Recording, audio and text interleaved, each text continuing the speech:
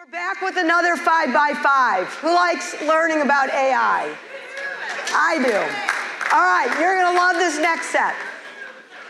All right, 5 years and 5 minutes. Please meet Sarah Brenholt from Cargill. She's the Director of Federal Government Relations, and she leads Cargill's environmental sustainable priorities. And Shariq Safar from Meta, who's the Senior Director of Foreign Policy and National Security. Come on down. Yep. Hi, welcome. Thank you so much. All right, I think you're up first. Awesome, thank you so much. All right, so, all right, you guys are gonna hear 2 amazing stories about how this all works together. So, Sarah, let's start with you. So, Cargill. All right, you probably may know this, may not, but it overwhelmed me. There are nearly 800 million, that's 1 out of 10 in the world's population that sadly face chronic hunger. So you gotta think that you have to reimagine how global food production and agricultural practices happen, and Cargill is leading the way. So help us understand what that means in terms of that urgent action need and what Cargill's doing in terms of leveraging technology to transform how we're changing the world's food system and dealing with this hunger. Go. Yeah. Thank you so much, Liz. Yeah, this is a great question for Cargill and one that we care very much about. You know, there are some significant challenges that we are facing as a global food system, as a global community. And so our first horizon is 2030. So wait, 2030 soon. I know, so soon, right? But we have some significant challenges that we are facing. You know, we're looking at a population increase of about 500 million people we need to feed. Wow. We're looking at 2% less agricultural land of which to grow that food on. And we are looking at a global water demand that is gonna outstretch the supply by about 55%. So those are some significant challenges, right? Yeah, I'd say so. Yeah, so Cargill is poised as a leader and a connector within the agricultural supply chain to help meet those challenges.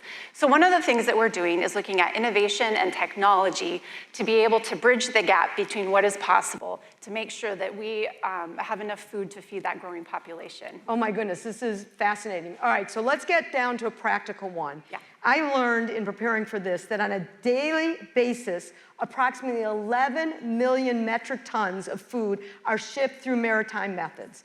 So that means that making this work right, it's a critical component, obviously, of food supply and a broader food security that we need to talk about.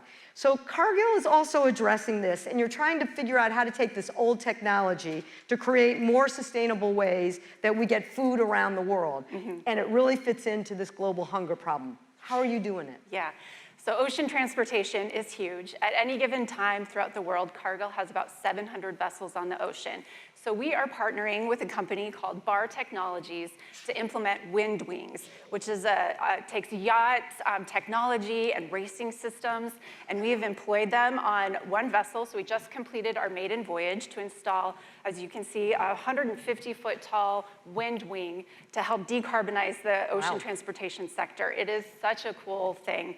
And Liz, I'm wondering, did you know that if the ocean transportation sector were a country, it would be the 6th largest emitter of greenhouse gas? Oh my. Yeah, very, very. Then I'm glad you're doing what you're doing. Yeah, it's such an awesome opportunity, right? And so if we employ this on one ocean vessel, it can help cut that carbon output by 30%. So this technology is a potential game changer for the maritime industry. All right, so now let's do our 5x5. Let's look 5 years ahead. Let's look into the future. Here's another way to think about this.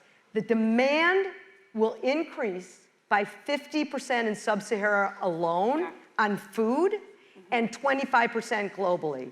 So that means that while that's happening, climate change, land degradation is decreasing crop yield. So this is another problem that you have to deal with. So look into your crystal ball. How does enhanced regenerative agriculture fit in here to use your technology? We have Farmers for Prosperity in the room. That are, how do we make a difference here at home and around the world in terms of producing more food, but also you got to do it in a way that helps farmers. They've got to make a living doing this as well. Yeah, so regenerative agriculture practices have been around for a very long time. But I think the difference now is that we're able to employ AI technologies, new innovative solutions to help farmers kind of bridge that gap and do more with the resources that they have.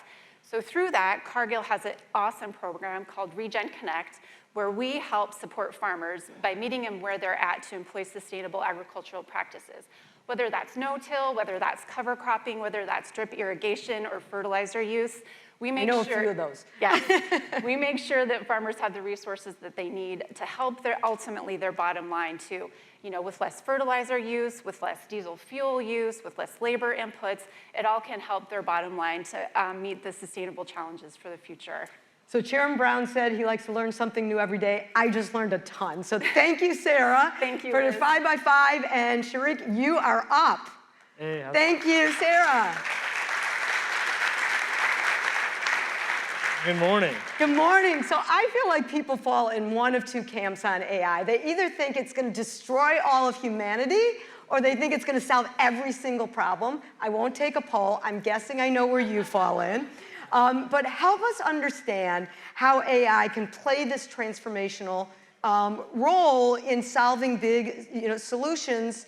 And I want you to do it within a particular focus. Sure. Sustainable development goals, which are everything from gender issues to hunger to food distribution. Right. What do you think? Okay, so good morning. And first of all, Meta, remember this Meta. So Sharik Zephyr at Meta. At some point, before you leave today, I want you to go to meta.ai, and then you can get some understanding on our suite of tools. So on development, we were just, my colleague here from Cargill was talking about the importance of sustainable development. So we have amazing farmers here in the United States. We have subsistence farmers in many parts of the world. And we have developed a tool. We're supporting an organization called Digital Green that's using AI to support farmers in India and other places for smart climate techniques, so sustainable water usage. And they can put in a chat bot and say, okay, look, this is how you need to use this particular technique. On gender, oftentimes when these tools are developed, they're developed either gender neutral or they're over-indexed towards kind of a male point of view. This particular tool we made it a priority to include the fact that many of the farmers who are actually doing the work in many parts of the developed world are women. So making sure that we understand cultural context, Interesting. All right. Now, so that's development. The other important thing about development diplomacy is translation. So I was born in Karachi, Pakistan. My native language is Urdu. Lots of people speak it, but in the grand scheme of things, not that many. It's what's called an under-resourced language. So that means if you're a native Urdu speaker and you go to places like Wikipedia and other digital domains, you're not going to have as much information. So what I'm really excited about is that we've developed two tools that really are game changers when it comes to translation. The first is called No Language Left Behind. And what we've done is we've taken about 200 languages that are under-resourced, something like Urdu or Assamese or Zulu, and we're provided information so how people who use these languages can now access the internet, and there's a model that you can actually translate. I think we have like a 20-second clip on this. Well, so the second one, which is even, in my view, even cooler, is called Seamless. And what that does is that allows real-time translation. So I think this is the clip. So this is great for diplomats to use. I would have loved this when some of my foreign travels, but can we play this 20-second clip? So glad you are here. I am so happy to see you. Me alegra mucho que estés aquí. Me alegra mucho verte. Dépêche-toi, on doit être là-bas dans 5 minutes. Hurry up, we have to be there in 5 minutes. Now, how do you use this translation model? So what's cool, a couple things about this that are really cool. First of all, the translation is accurate, right? We've tested it. Second, it is seamless. What that means is it's happening in real time. So as if you and I were speaking two different languages, it would be translating before I even finish the sentence. That's amazing. The final thing is it's multimodal. Multimodal is it's a fancy word for saying that it's different. So for example, you can do text to text. It can also do audio to text, text to audio, which is incredibly. Now I was a young diplomat several years ago, and I went to a country, Kyrgyzstan. And I had to engage governments, but sometimes you have to engage people. And I went to a very remote region where we went to a madrasa.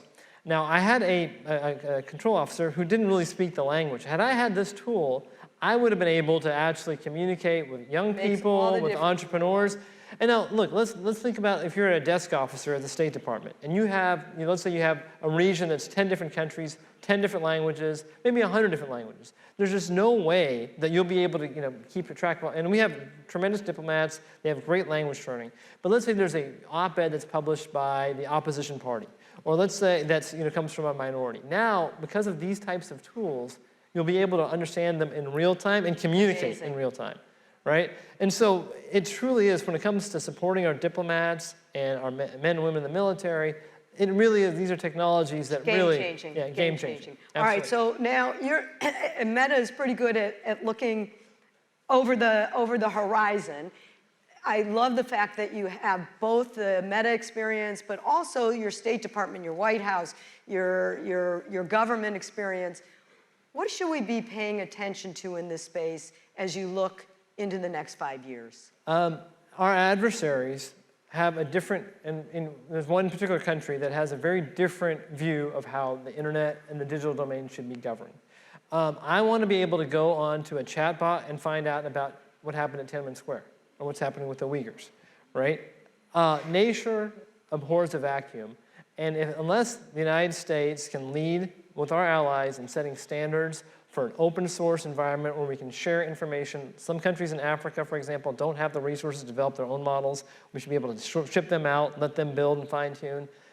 If we don't do that, then other countries will come in with their own standards, an authoritarian standard, and that's something that we all have to work together when we talk to Congress and on the Hill. Just make sure that, like, this is something that we need to continue to lead in the technology space, because if we don't, somebody else will. Well, it's a perfect transition for our last panel of the morning, our Global Impact Hub. It's all about that. Thank you, Sharik. Thank you, Sarah. All the best. All right, thank you.